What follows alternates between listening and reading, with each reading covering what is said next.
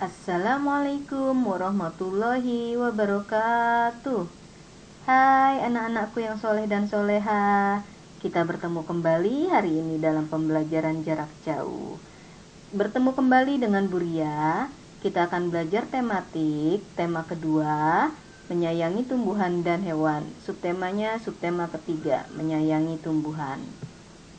Nah, pertama kita akan belajar muatan bahasa Indonesia. Wawancara. Apa sih yang dimaksud dengan wawancara? Wawancara adalah percakapan antara dua orang atau lebih dan berlangsung antara narasumber dan pewawancara untuk mendapatkan informasi yang tepat. Nah, dalam wawancara ini ada pewawancara dan ada narasumber.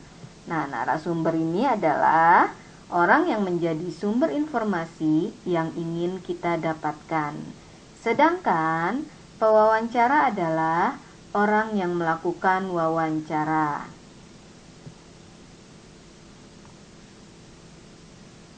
Dalam melakukan wawancara, ada beberapa hal yang harus kita perhatikan. Di antaranya, sebelum melakukan wawancara, yang harus kita lakukan sebelum kita melakukan wawancara adalah tentukan informasi apa yang akan kita ketahui. Apa nih yang kita mau tahu ini apa? Kita tentukan dulu. Lalu yang kedua, hubungi dan buatlah janji dengan narasumber yang akan diwawancarai. Setelah kita menentukan informasi apa yang akan kita ketahui, narasumbernya siapa? Misalnya kita mau mewawancarai tentang tumbuhan. Nah, berarti kita harus cari narasumbernya yang tahu tentang tumbuhan. Lalu yang ketiga, buatlah daftar pertanyaan dan bawa alat tulis.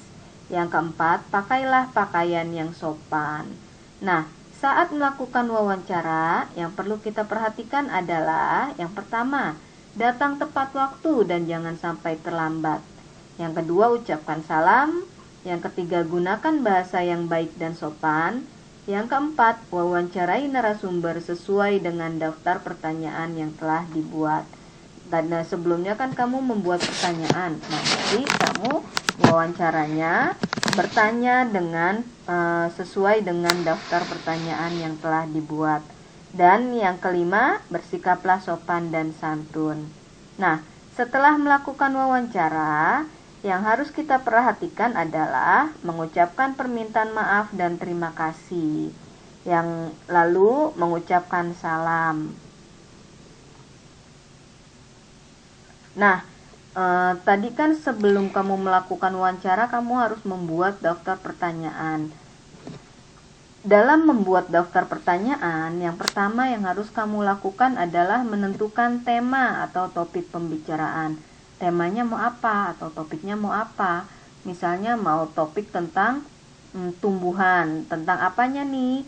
Misalnya menanam tumbuhan mangga. Nah, seperti itu. Kamu harus menentukan tema dan topik pembicaraannya. Lalu yang kedua, gunakanlah kata tanya. Nah, dalam kata tanya itu ada kata tanya siapa. Siapa ini digunakan untuk menanyakan sebuah nama. Lalu ada kata tanya apa, digunakan untuk memancing narasumber menyampaikan sebuah deskripsi. Lalu ada kata tanya kapan, digunakan untuk menanyakan waktu dari peristiwa. Dan kata tanya di mana, digunakan untuk menanyakan tempat kejadian peristiwa. Kata tanya mengapa, digunakan untuk meminta penjelasan lebih lanjut. Dan kata tanya bagaimana, digunakan untuk menanyakan pendapat narasumber terhadap suatu masalah. Nah, setelah kita menentukan tema dan menggunakan kata tanya, jangan lupa penggunaan tanda tanya. Tanda tanya tanda seperti ini pada akhir kalimat tanya. Misalnya mau nanya, bagaimana cara menanam pohon mangga?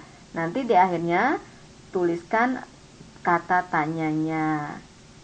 Nah, yang keempat, susunlah pertanyaan dengan menggunakan kalimat efektif, singkat, padat, dan jelas. Jadi kalian menulis kalimat tanyanya itu dengan kalimat yang efektif, singkat, padat, dan jelas. Jangan kalimatnya yang bertele-tele, yang panjang banget, nggak tahu mau menanyakan apa, ya. Nah, yang kelima, catat dan susunlah pertanyaan secara berurutan.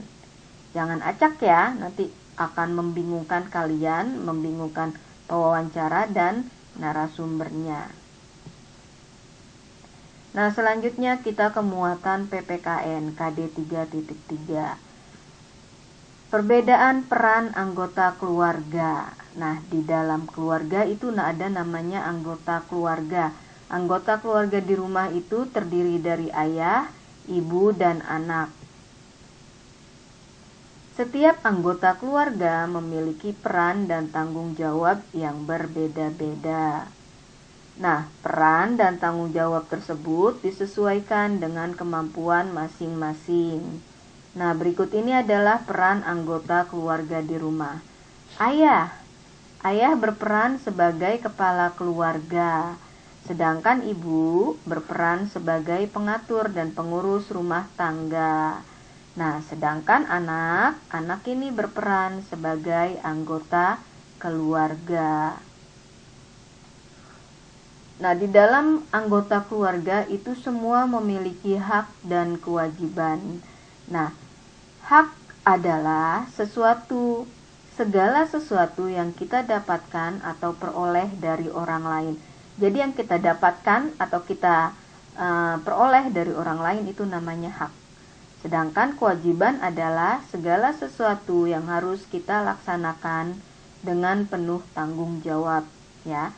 Jadi bedanya hak dan kewajiban ini, kalau hak adalah yang kita dapatkan, kalau kewajiban ini yang harus kita laksanakan. Nah, hak dan kewajiban harus dijalankan dengan seimbang. Hal ini merupakan salah satu contoh pengamalan dari sila kelima Pancasila, yaitu keadilan sosial bagi seluruh rakyat Indonesia. Jadi antara hak dan kewajiban harus seimbang. Nggak boleh lebih besar haknya daripada kewajiban, atau malah kewajibannya lebih besar daripada haknya. Ini hak dan kewajiban harus dijalankan dengan seimbang. Jangan hanya menuntut haknya, kewajibannya tidak dilaksanakan. Tidak boleh. Atau melaksanakan kewajiban, haknya tidak kamu dapatkan, itu juga tidak boleh. Nah, di sini ada contoh-contoh hak dan kewajiban anggota keluarga.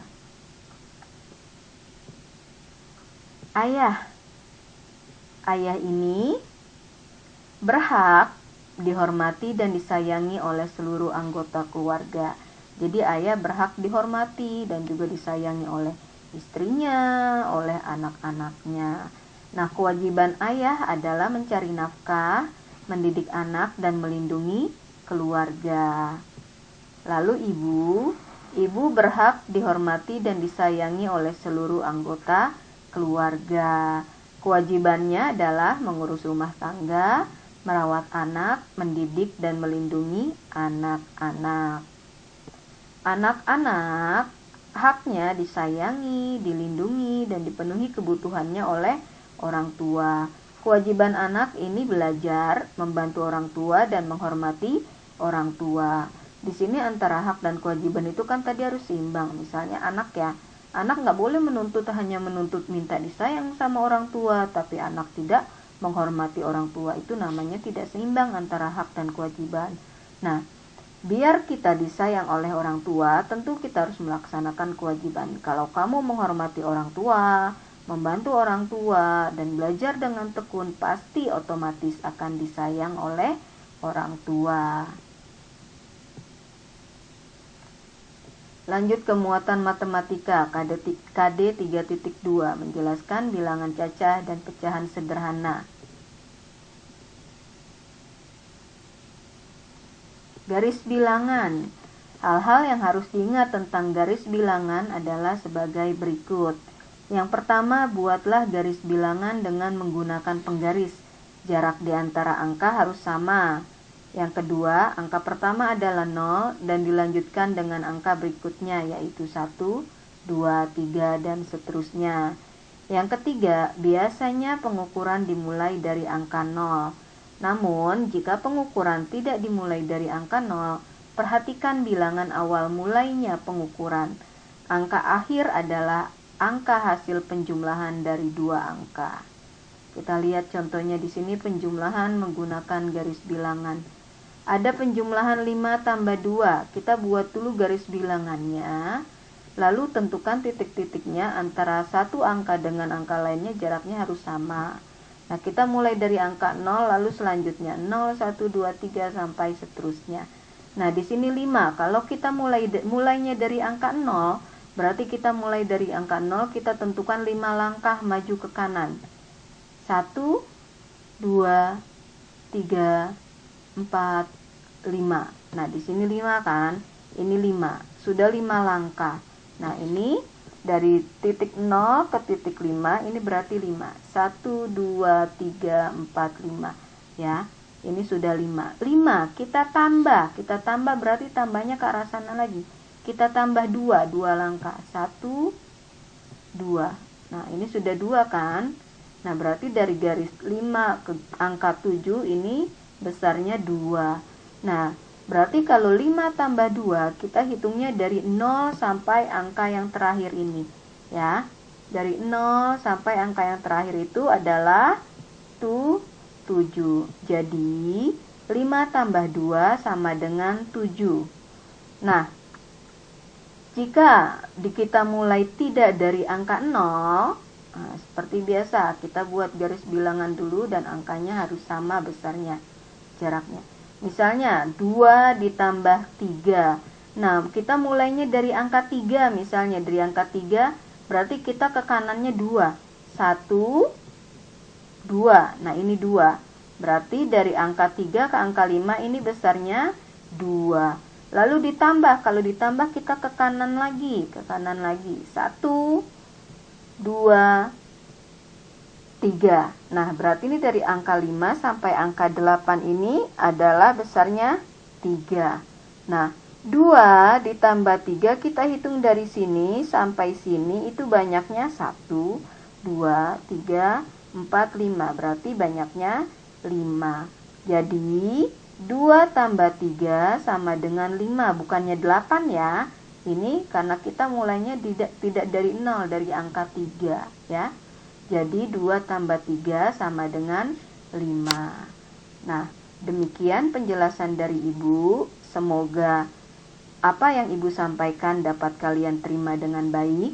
Jika ada yang tidak kalian pahami, bisa kalian tanyakan langsung ke Buria. Nah, selanjutnya kalian kerjakan tugas-tugasnya dengan baik, dengan teliti. Dan jangan lupa tetap jaga kesehatan. Ya, jangan lupa juga ibadahnya dilaksanakan dengan baik, sholat 5 waktunya juga dilaksanakan dengan baik. Sampai bertemu lagi dengan Buria. Wassalamualaikum warahmatullahi wabarakatuh.